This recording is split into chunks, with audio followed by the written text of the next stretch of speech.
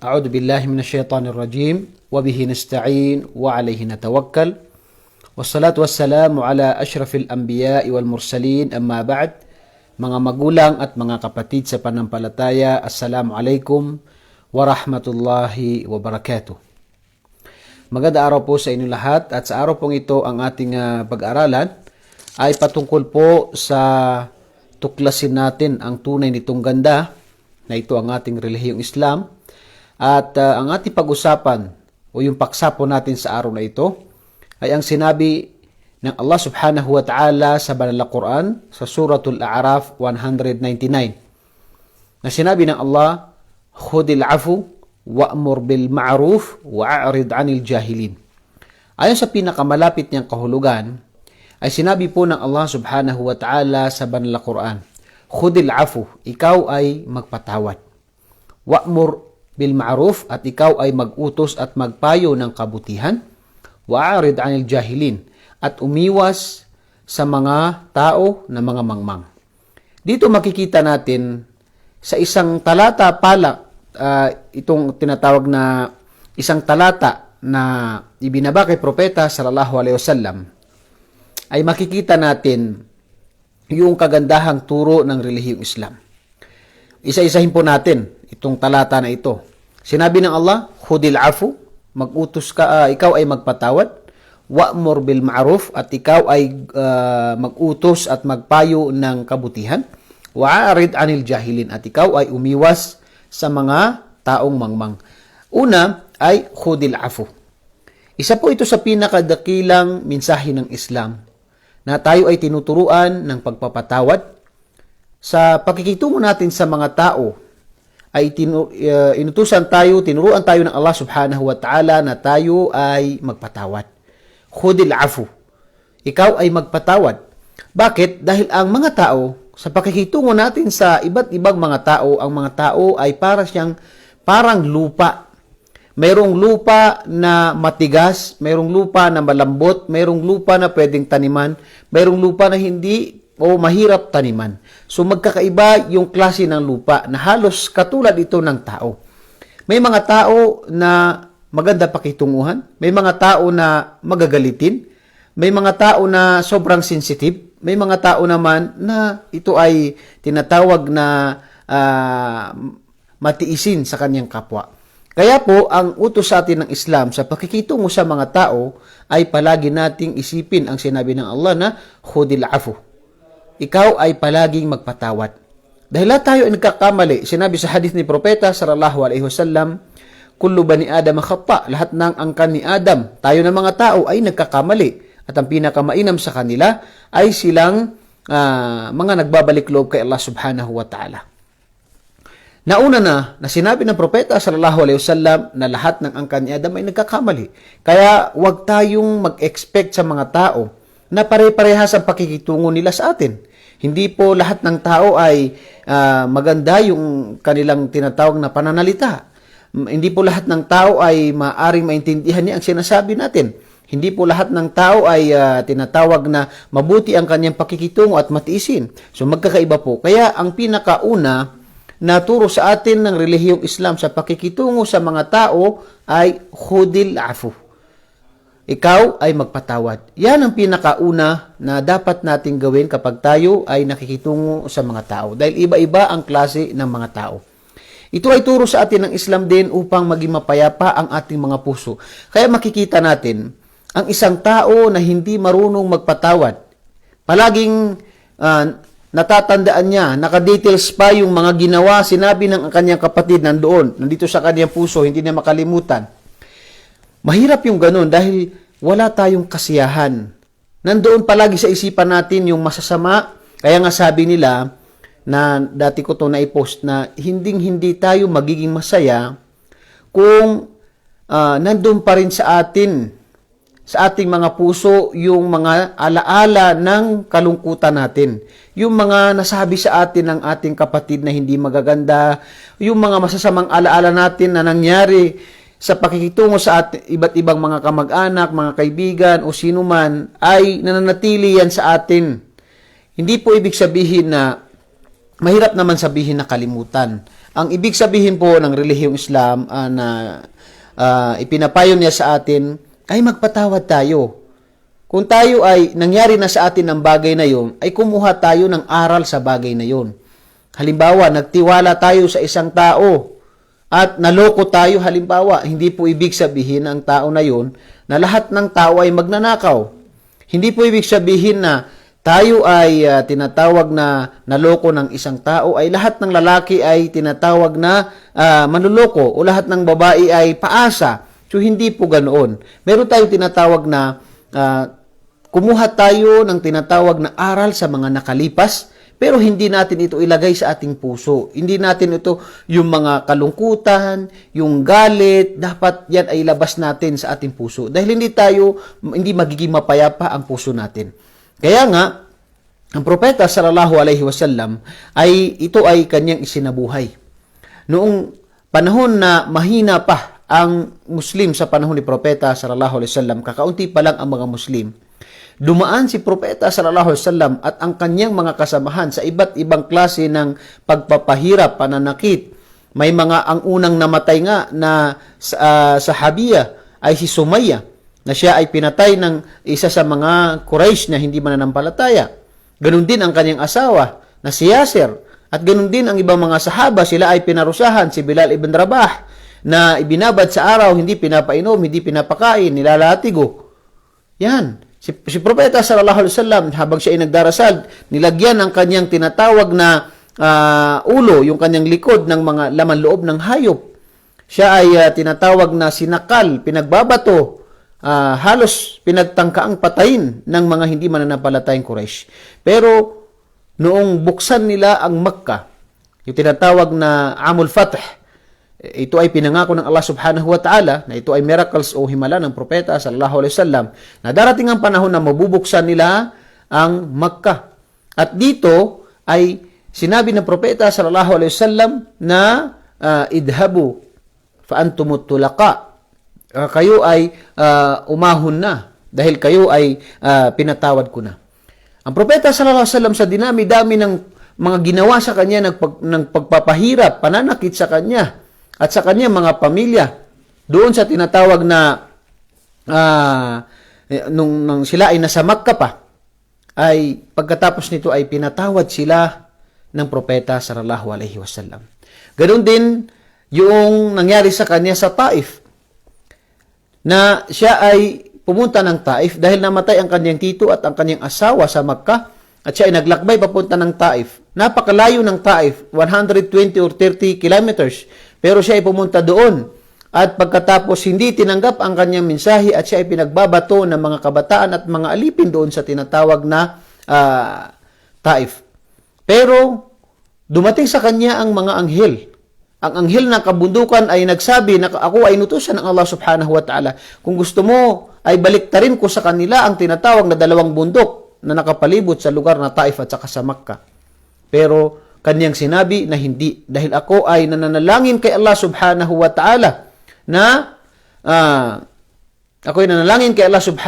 ta'ala na darating sa mga kanilang mga lahi, kanilang mga anak na sila ay mga tao na sumasamba lamang sa nag-iisang tagapaglikha.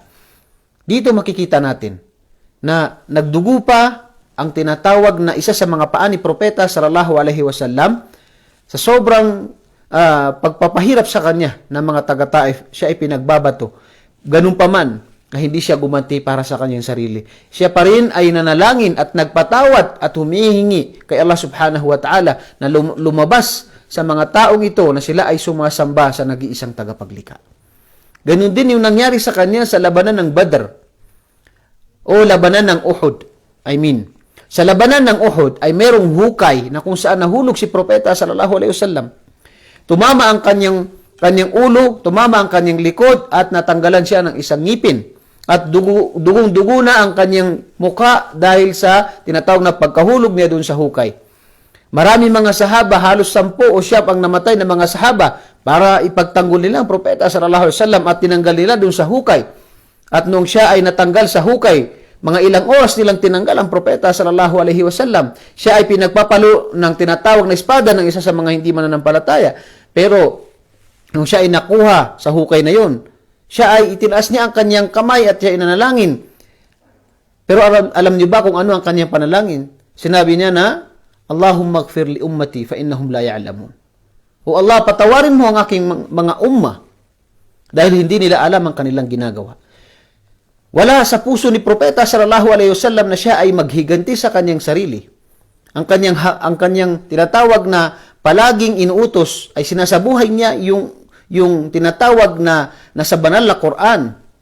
Kaya nga sinabi na siya yung walking Quran, siya yung naglalakad na Quran. Tinanong si Aisha radhiyallahu anha, ano ang kaugalian ni Propeta sallallahu alaihi wasallam? Kanyang sinabi na ang Quran, na binabasa niyo ng Quran, yan ang kaugalian ng Propeta sallallahu alaihi wasallam. Kaya sinabi ng Allah, khudil afu, ikaw ay magpatawad. Makikita mo ang pagpapatawad ng Propeta sallallahu alaihi wasallam. Ganoon din ang kanyang mga sahaba sa kanilang pamumuhay, sinabuhay nila ang pagpapatawad. At isa po sa makikita natin na sinabi sa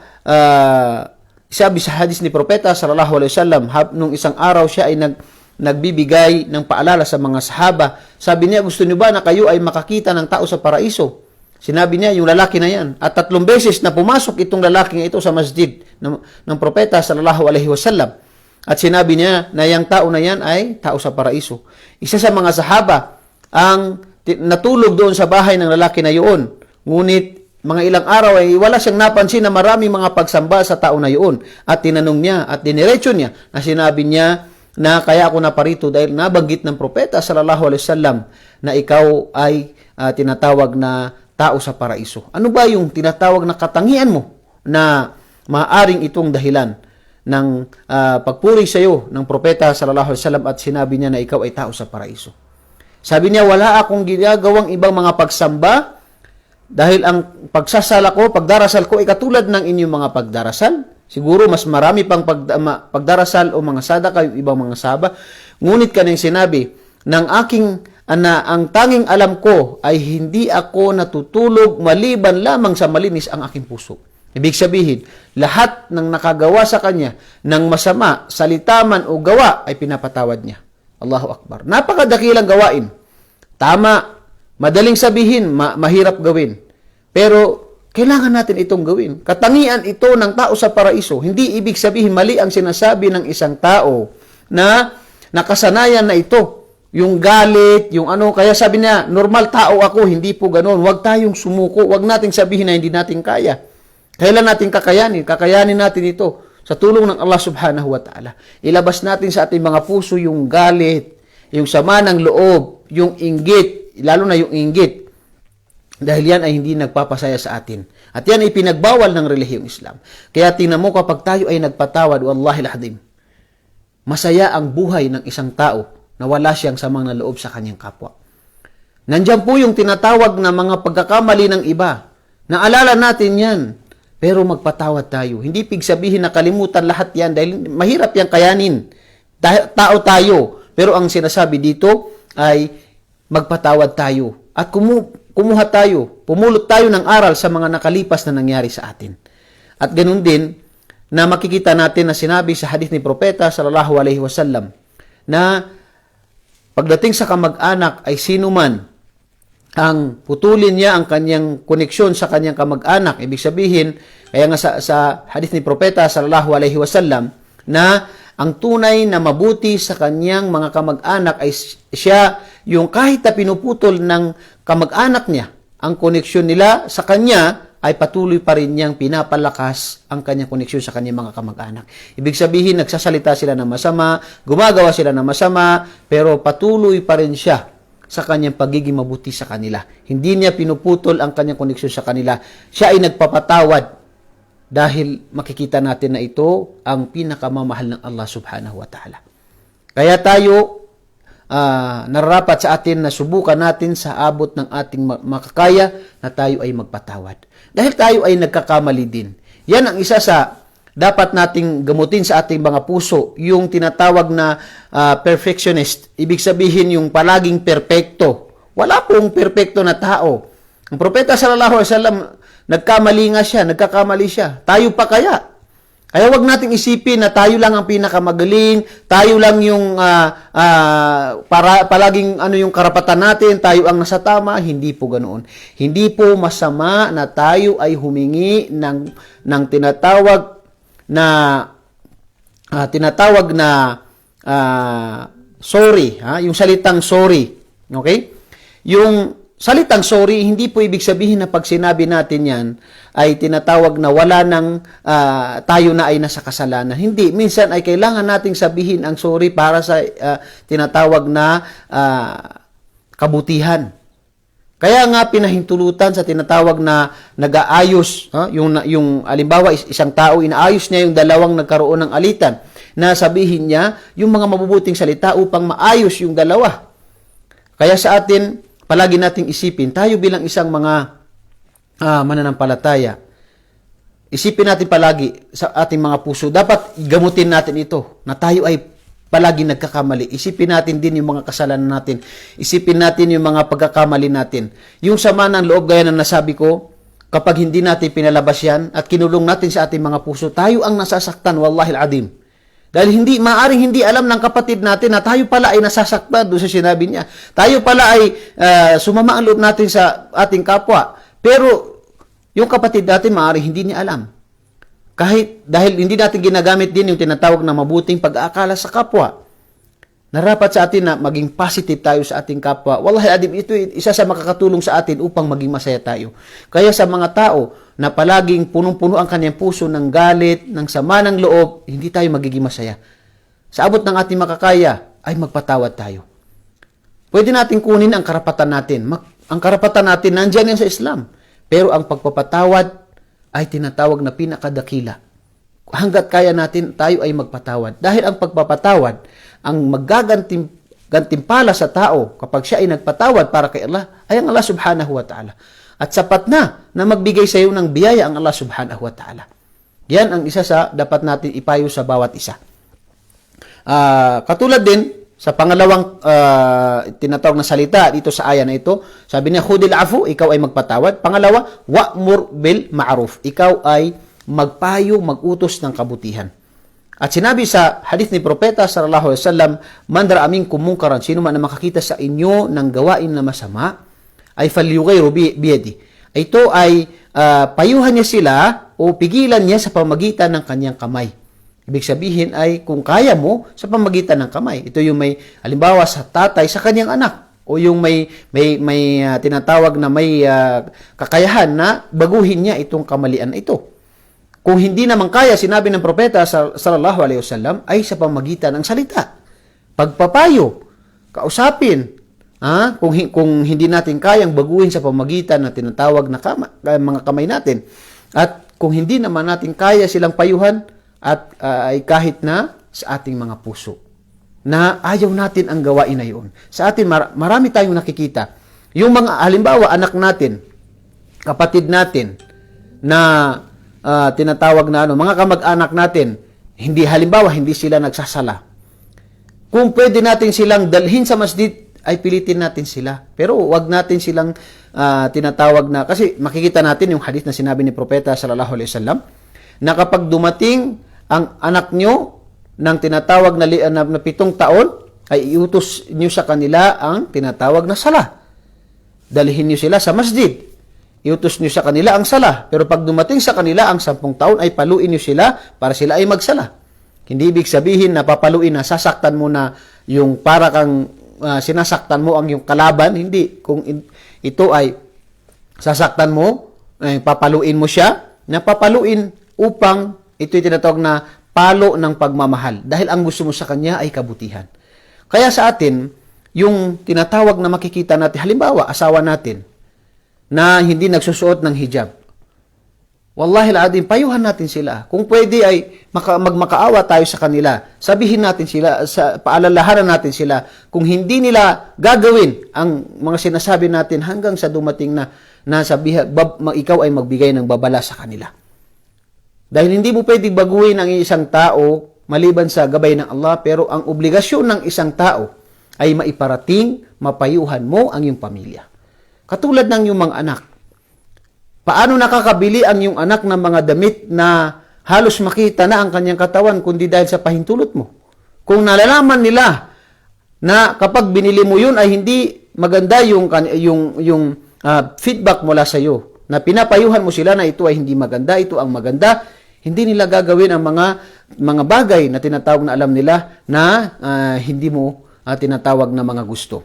Sa atin, lalo na sa panahon natin ngayon, paalala sa pakikitungo sa mga anak. Dapat po na pakitunguhan natin sila na naayon sa panahon natin ngayon. Yung tinatawag na maging closeness tayo sa ating mga anak at payuhan natin sila sa pinakamabuti. Lalo na yung mga paggamit, halimbawa sa panahon natin ngayon, wag nating hayaan ang yung paggamit ng mga cellphone, internet na sila lang na mag-isa. Napakahirap po yan. Yan ang sinasabi natin. Lalo na sa mga bahay natin, 24 hours makikita natin yung tinatawag na mga halimbawa yung sa ni Vice Ganda o kaya yung mga nila sa Wawawin, yung mga ganyan. May mga babae na nakahubad, mga bata, subhanallah, ang nanunood. Parang nagiging normal sa kanilang paningin ang mga ganung gawain. Yung halimbawa yung pananalita na tinatawag na ginagawa halimbawa ni Vice Ganda. Ito ba ay maganda? Hindi po maganda. Yung mga ganung mga pananalita na pilosopong pananalita. So tayo po ay yung obligasyon natin bilang isang magulang ay payuhan natin yung ating mga anak sa abot ng ating makakaya.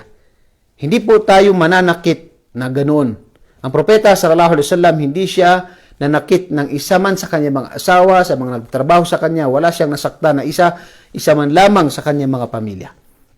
Pero sa atin, ang obligasyon natin ay maiparating natin sa kanila ang mensahe at nasa sa kanila kung tatanggapin nila o hindi. Pero ang tanong, nagawa ba natin yung obligasyon natin? Nagpayo na ba tayo sa ating mga asawa, sa ating mga anak? Napayuhan na ba natin sila sa salah? Inna salata, yung tinatawag na tanhaan al-fahsya'i wal munkar, at pinayuhan natin sila. Al-ahdul ladhi bainana wa bainahum as-salah. Ang sala ang pinakaunang tinatawag na bibilangin sa araw ng paghukom. As-salah, as-salah, as-salah. Yan ang pinaka-foundation, pangalawang foundation ng relihiyong Islam. So, napayuhan na ba natin sila? O hinahayaan na natin sila? Yung nakikita natin na gumagawa ng mga hindi tinatawag na mabuti, hinahayaan ba natin sila? O pinapayuhan natin sila? Ang sabi ng Allah sa Banal na Quran, Ya ayyuhalladhina amanu qu anfusakum wa ahlikum nara. O kayong mga mananampalataya, iligtas nyo ang inyong mga sarili at inyong mga pamilya sa apoy ng impyerno. At sinabi sa hadith ng propeta sallallahu alaihi wasallam, kullukum ra'in wa kullukum mas'ulun an ra'iyati. Lahat kayo ay nangangalaga at lahat kayo ay tatanungin sa inyong pinapangalagaan. Kaya tayo habang nandito tayo sa mundo ay gawin natin ang obligasyon natin. Obligasyon natin ang ating mga asawa, obligasyon natin ang ating mga kapatid, obligasyon natin ang ating mga anak. Nagawa ba natin? Napayuhan na ba natin sila? Na tayo magsuot sila ng pagsusuot na Islamikong panunuot? At ganun din yung tinatawag na mga gawain, yung mga 24 hours sa ating mga bahay, nakapasok sa atin si Shaitan, nanonood ng 24 hours na mga vice ganda, mga babae na nagsasayaw at iba pa. Mga 24 hours na nandiyan sa bahay natin, so pinapasok natin yung Satan sa ating mga bahay. Kaya makikita mo ngayon, puro pagmamahal at pagmamahal ang nangyayari sa ating Lahat tayo ay tinatawag na nagkakamali, pero yung tinatawag na ang kapintasan ay yung pananatili sa kamalian. Hindi kapintasan ang tinatawag na pagkakamali dahil tayo ay nagkakamali. Sino bang hindi nakagawa ng kasalanan? Pero ang mali ay yung pananatili sa kasalanan. Nakarinig na tayo ng pagpapayo ng ating mga ulama tungkol halimbawa sa hindi pagsusuot ng tinatawag ng tamang panunuot, yung panunuot, yung pagtakip ng babae sa kanyang tinatawag na buhok, lalo na sa mga kapatid natin na mga ipinanganak din sila na sila ay mga tinatawag na inborn Muslim, mga Muslim tribes. Marami sa atin yan, pagdating mo sa OMA, kukuha ka ng certificate. Doon sa labas, hindi mo na alam kung sino ang Muslim sa kanila, sino ang Kristiyano sa kanila, dahil ang kanilang pananamit ay pananamit ng hindi Muslim. Pero pagdating mo doon sa loob, Masya Allah, nakasuot. Pero pagdating doon, makikita mo, hindi nagsasala. Pagtanong, ilang rakaang Fajr? Sabi niya, 4 na rakaang Fajr. Sa ulo mo yung Suratul Fatiha, hindi niya masaulo. So dito po, sino ang may obligasyon nito? Kung tayo ay nakatira sa lugar na, halimbawa sa Maynila, sa lugar na hindi mga Muslim, halimbawa, mga lugar na kakunti ang mga Muslim, obligasyon po natin, alagaan natin ang ating sarili, ang ating mga anak. Tayo ba kapag tayo ay napunta doon, hinahayaan natin sinong kaibigan nila, hindi natin tinuturo. Yan ay problema natin yan sa atin. Tayo ay tatanungin. Kasi ang itatanong sa atin, yung obligasyon natin. Nagawa ba natin yung obligasyon natin? Tayo bilang isang magulang, nagawa ba natin yung obligasyon natin sa ating asawa, sa ating mga anak, sa ating tinatawag na mga kapatid? Yan ang obligasyon natin. Hindi tatanong sa atin kung tinanggap ba nila o hindi. Ang tatanong sa atin, nagawa ba natin yung obligasyon natin sa kanila? Bilang isang magulang, ang pagpapayo sa kanila. Yan ang pinaka dapat na ano natin. Ganun din na pangatlo sa aya na ito ay sinabi ng Allah, wa'arid 'anil jahilin, at umiwas ka sa mga mangmang. Dito makikita natin, hindi ibig sabihin na umiwas ka, na hindi mo sila bibigyan ng mga payo, kundi ang ibig sabihin dito ay yung magtiis ka sa mga maaaring dumating sa iyo na mga hindi magagandang salita mula sa mga tao na sila ay mga mangmang sa kanilang relihiyon. O kaya dahil sa kanilang pagmamalaki ay sila ay nagsasalita ng mga hindi magaganda. So umiwas ka ng pakikipag-usap sa kanila ng masasakit. Kung sila ay tinatawag na magsalita sa iyo ng masama, ay gamitan mo sila ng tinatawag na hikmah. Na ito ang utos ng Allah subhanahu wa ta'ala sa banal na Quran na kanyang sinabi, ud'u ila sabili rabbika bil hikmati wal mau'idatil hasana wajadilhum billati hi ahsan. Sinabi ng Allah sa banal na Quran, ikaw ay magparating sa yung mensahe na ito ang pagsamba kay Allah subhanahu wa ta'ala sa pamagitan ng hikmah, karunungan, yung wisdom. Tinuruan tayo ng Quran, ano yung wisdom at yung mau'ida, na yung pinakamainam na pakikitungo, at wajadilhum, ikaw ay makipag-usap sa kanila sa pinakamainam na pakikipag-usap. Dito po makikita natin, tinuruan tayo sa mga tao na yung maaaring sila ay mangmang sa kanilang relihiyon, o kaya sila ay may mga kaalaman, pero yung kibr ay nanatili sa kanila, pagmamalaki, pagmamayabang, yan ay pakitunguhan natin sila sa pinakamainam na pakikitungo. Makikita natin ang sinabi ng Allah sa banal na Quran, wa idha khatabahumul jahiluna qalu salama. At sila yung mga kapag nakipag-usap sila sa mga mangmang o sa mga tao na hindi iniintindi ang mga utos ng relihiyon, ay sinasabi nila sa kanila yung waqalu salama, kapayapaan, mabuting pananalita. Makikita natin maging si Fir'aun na nag-angkin na isang Panginoon ay inutos ng Allah subhanahu wa ta'ala kay Musa alayhi salam at kay Harun.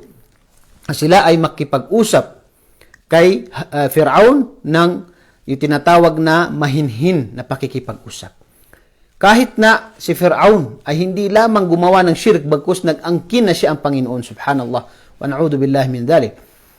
Inutusan pa rin sila ng Allah subhanahu wa ta'ala na makipag-usap sa kanya ng mahinahon na pananalita. Dito po makikita natin,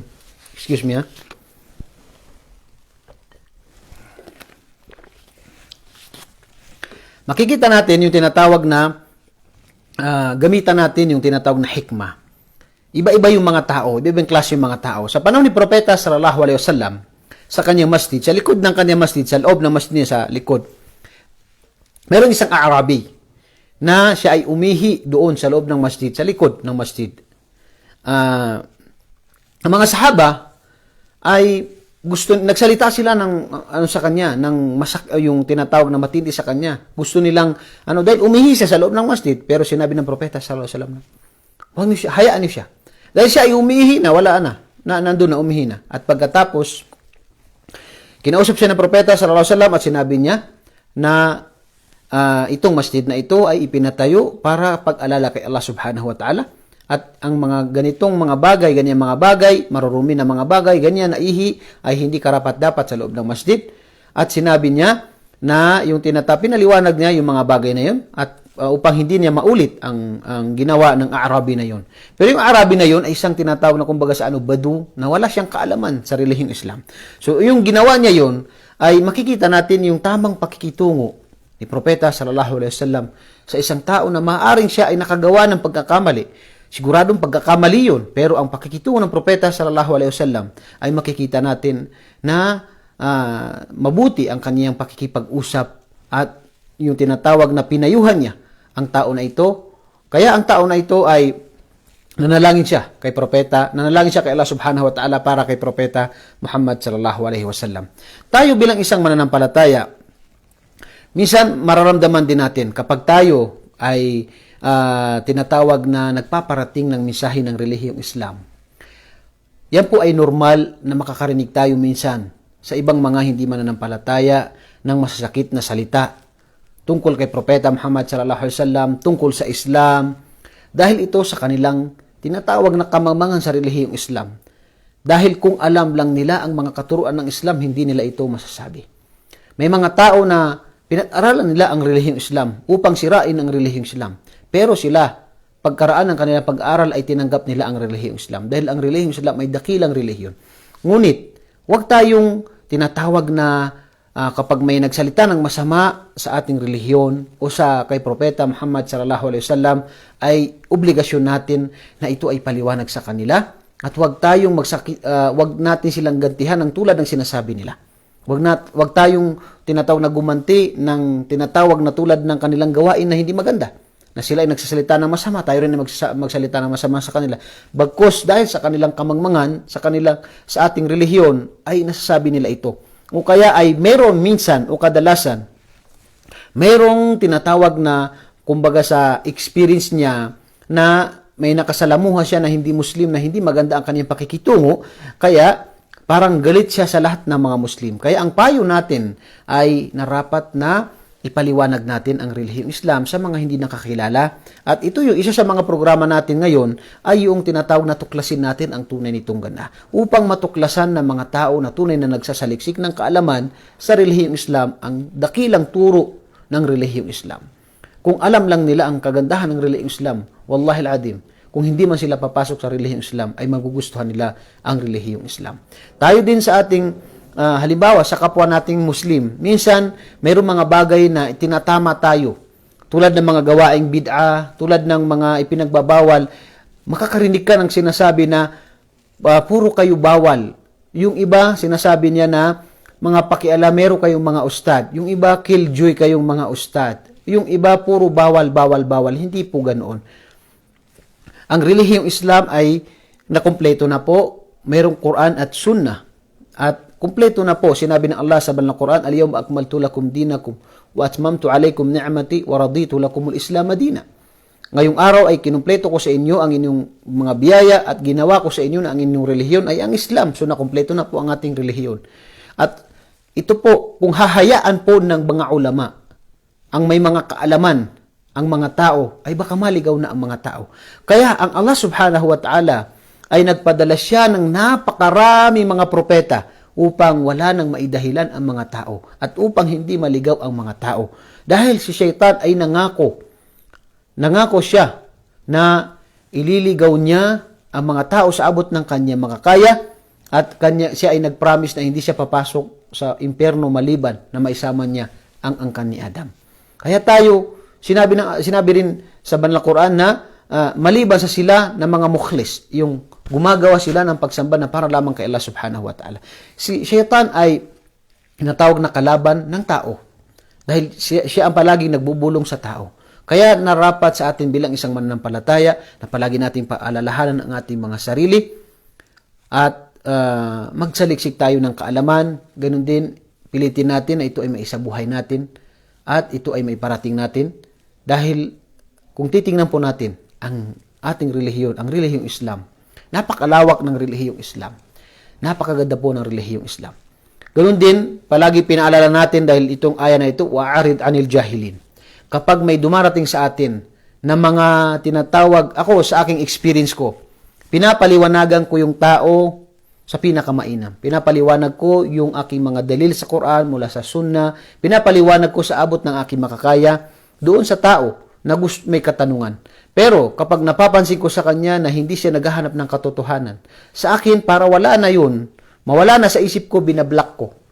Bakit? Kasi napapansin mo naman sa tao yung naghahanap ng katotohanan at saka yung nakikipag-away lang o yung naghahanap lang ng tinatawag na mga maari magkamali ka doon at yun ang kanyang tinatawag na gagawin na katwiran. Kaya sa akin, sa pakikitungo ko sa mga, lalo na dito sa ating page, sa ating mga, minsan may mga followers o kaya minsan may nagpo-post. Minsan kapag hindi magaganda yung post niya tungkol sa Islam, dinidelete ko at nagme-message ako sa kanya para malaman niya ang Islam. Pero kapag patuloy pa rin siya sa kanyang pagsasalita at hindi yung mga sinasabi ko sa kanya, hindi niya tinatawag na tinatanggap, kahit na paliwanag ako ng paliwanag ay hindi pa rin na tinatanggap, malinaw naman ang paliwanag, ganun pa rin nagsalita siya ng masama sa akin, hindi ko sasayangin ang oras ko sa mga tao na hindi maganda ang pakikitungo nila sa akin. Biniblock ko sila, tapos ang usapan. Gusto ko maligaya ako kasi ang buhay natin dito sa mundo ay napakaiksi. Napakarami tayong problema sa financial, problema sa pamilya, problema sa trabaho, problema sa iba't ibang ano. Pero sa ating pamumuhay, huwag mong hayaan na masira ang araw mo. Huwag mong hayaan na masira ang pamumuhay mo. Ito'y payo ko sa inyo. Kaya nga, waarid anil jahilin. Tayo, isang tao, may nakaano tayo, halimbawa, may mga tao, may mga friend ka sa Facebook na hindi mo actually friend. Kasi minsan, hindi friend, para siyang spy. Tinitingnan niya yung mga post mo at pag may pagkakamali ka, patay ka agad. Titirahin ka agad. So, yung mga post mo na magaganda, hindi napapansin. Yung post lang na tinatawag na pwede ka niyang gamitan doon, atakihin ka niya, gagawin niya yun. Pero kaya sa akin, makitungo tayo, magpatawad tayo hanggat kaya, makipag-usap tayo, magpayo tayo sa kanila ng pinakamabuting pakikitungo. Kung hindi tanggapin, bakit mo hayaan masira yung araw mo? Bakit hayaan na ikaw ay maging iniisip, minsan nagsala ka, Allahu Akbar, iniisip mo yung tao na yung mga tao yung nakikipag-usap sa iyo ng hindi maganda o ano mga salita nila. So sa akin lang, wag kayong pag yung may mga friend kayo sa Facebook na wag tayong tinatawag na peke yung i-unfollow nyo para hindi nakikita yung mga post niya na Pero yung mga ustad, yun ang yung mga ustad, yung mga sheikh, yung mga kilala natin sa kanilang akida ng salafus salih, akida ng mga sahaba, akida ng propeta sallallahu alaihi wasallam, yan ang piliin natin. Yan ang paramihin natin sa ating friend list. Dahil nakikita natin, parang kaibigan mo, parang kasama mo palagi yan, nakikita mo yung mga post na magaganda, yun, magiging yung pakiramdam mo. Maganda yung pakiramdam mo kasi puro aral, puro Quran, puro hadith, puro paalala, Allahu Akbar, napakaganda. Pero kapag friend mo, yung kunwari, friend lang kayo sa Facebook, pero katotohanan ay CCTV, kaya nga daw, CCTV, yung iba CCTV talaga, kasi titinan talaga yung post mo, yung mga ganun. May mabanggit ka na post, agad, magpo-post agad, dahil akala niya sa'yo pinapatamaan mo, marami pong ganyan. So yung mga ganun na mga sensitive na mga tao, o yung mga tao na sa akin, unfollow, o kaya pag nakikita ko, napayuhan ko na minsan, hindi pa rin nagbabago, pinayuhan ko, hindi pa rin, minsan ako pa yung napapasama doon sa tinatawag na pagpapayo sa kanya.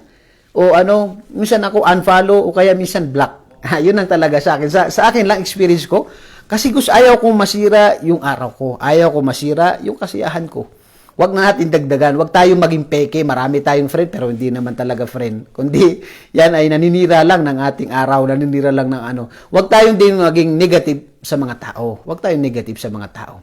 Kaya, mas maganda, payo ko sa inyo, paramihin yung mga friend nyo na mga ustad, mga sheikh, o yung kahit hindi mga ustad, mga sheikh, pero yung makikita mo sa kanila na puro yung mga nila magaganda, makapuro tayo ng aral, at kaya sinabi, waarid anil jahilin. Umiwas ka sa mga tao na mga mangmang kasi yan may mga kaalaman po sila, minsan may mga doktor, minsan may engineer o iba't iba, police, hindi natin pwede sinasabi yung mga ganyang pero may mga kaalaman sila pero mangmang sila sa kanilang relihiyon, kaya yung kibri, pagmamalaki, kunting lang ikaw na sasabihan ka na pinaparinggan ako ni ganito. So ito lang mapapayo sa inyo, pinakahuli, huwag niyong sirain ang bakit mo sisirain ang araw mo? Bakit mo sisirain yung pamumuhay mo sa isang tao? Bakit mo minsan kasi may mga tao na ang lang niya yung kasama niya, yung kaibigan niya, yung tao na nakita, tingnan mo si ganito, si ganito, si ganito. Hindi po, wag natin yung ano yun.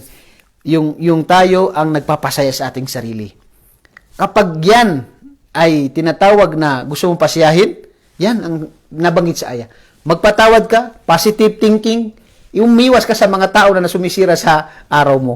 Kaya, alhamdulillah, napakasimple. Buhay mo ang sarili mo, yung araw mo ng masaya. Nasa sayo yun.